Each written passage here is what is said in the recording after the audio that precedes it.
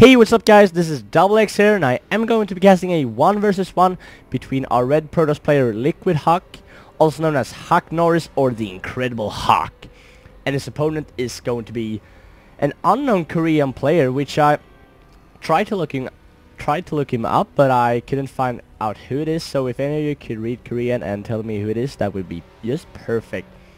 But he is writing in English, so he's fairly well educated. Anyways, he is going to be the blue Terran in the bottom right side.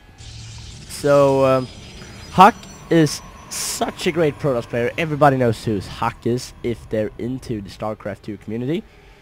He's such a baller, so he's ranked in he's ranked top 30 on both the Korean server and the European server. So he's currently ranked 26th in Europe, and is ranked 29th in Korea. And on the Korean server, which is the most competitive server in the world, he has 1,229 wins and 1,016 losses. That is so great. And he's not going to wall in here. He's going to put his buildings closer to his base, because the base up here is so large on this map, and the map is going to be Delta Quadrant. And HuK is actually going to be scouting cross positions immediately. That is real smart of him, but it is a risk as well. His opponent, the Korean player, is going to be scouting in the incorrect way, so HuK will get his probe there sooner. But you can see that he's doing a very standard build. The Terran player is going for a supply depot into barracks into a refinery, so that is super common. Now the SCV is going to scoot on out of here. Where is he going? I'm curious to see if he's going to proxy some buildings over here. He could very well do that, and he could as well ninja an expansion over here, so let's keep an eye on him. LiquidHuK's cybernetics core is coming up. No, the SCV just went there to scout if HuK had something going on, but he did not. So I assume HuK's scouting probe was killed by this marine. We can see, no, he doesn't have a kill, so there it is. Still some high minerals, so going to retreat on that. And we have a stalker coming out for HuK, and also Kron boosting out his zealot, possibly going to pick off this SCV as soon as possible so he can get out his main tech structures. And we're actually seeing a delayed Reaper from our not very delayed, but we have a Reaper on the way for our Terran player here, so, and also the concussive shells, so concussive shells. So possibly going to put on some pressure, I would say, with the Reaper, but he's going to load it into the bunker. Fire Reaper, I would go around and scout with it, get some map control, and he is going to pick off this zealot if he micro the Reaper perfectly. HuK realizes that's pulling off his zealot and now coming with the stock, so this Reaper will have to book it out of there. But he could use this Reaper for map control and even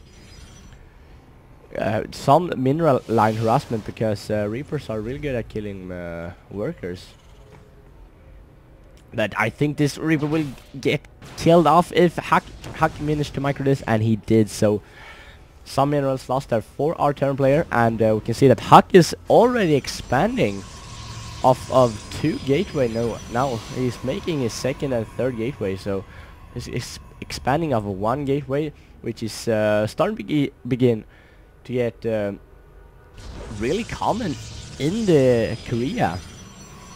So HuK playing as a Korean. He is from North America, where he actually isn't ranked on the top 200, but he's still 2nd in his Masters League in North America. So he's playing on the 3 largest servers, and he's managing to have great scores on all servers. That just shows you how great of a player is.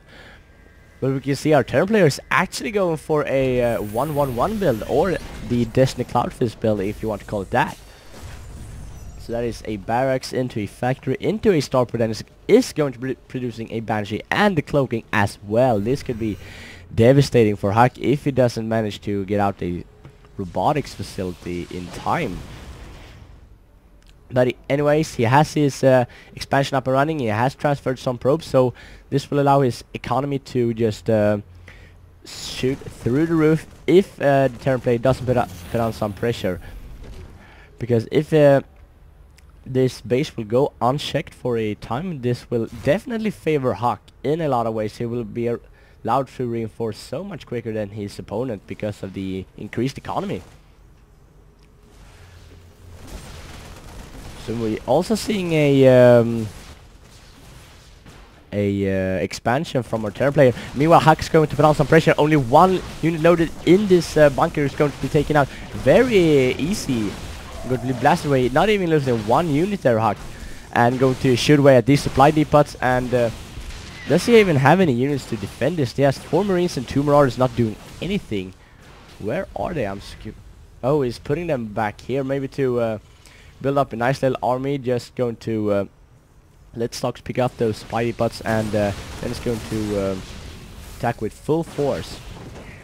Even pulling off all his SCVs, that is a sign of desperation if you have to do that. So but HuK's doing nice with only 4 Stalkers here. It's going to delay so much money and time for our Terran player, and also going to pick off some SCVs, but now it's going to scoot on out of there with 3 Stalkers remaining. And what are these probes doing? They're partying around or something. Oh, it's because of the Banshee is in here. He has to chrono boost out this observer to kill off the Banshee. This Banshee has 7 kills now, up to 8 kills, and gets 9 kills before it goes down, so definitely paid for itself there.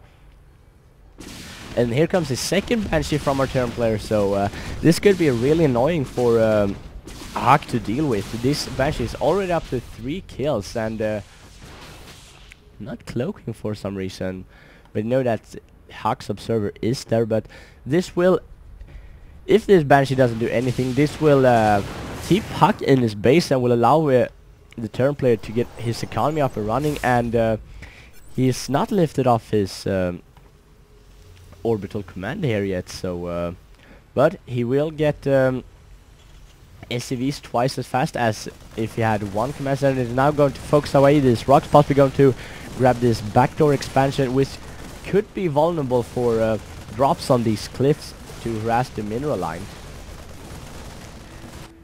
HuK's just now going to stand in the middle and just secure the Cellnaga tower. And look what his opponent's doing. Going to scout in here with the observer in just a matter of seconds. And meanwhile going to put up his 4th and 5th gateway, along with a forge, which is a really smart move actually. Going to get those attack and defense upgrades for his ground units. And also getting a 2nd observer. HuK is really known for getting a lot of observers. And the observer is gaining HuK some high ground vision. That is always good, because you can shoot away at the buildings on the high ground without endangering yourself.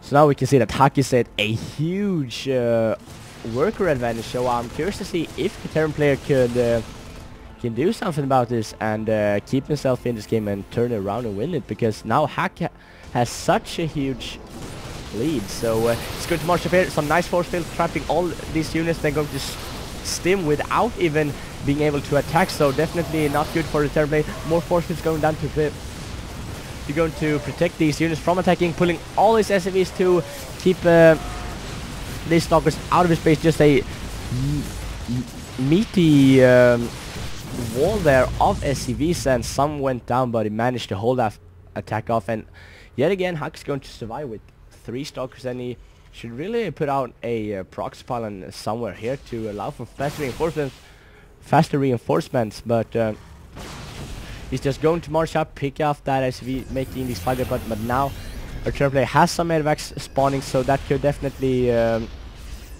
make it easier for him to use stim. But he only has 3 more orders off now, with 2 more spawning and a bunch of Marines, and going to scout out with his factory. I don't know what that is all about, because he could really use some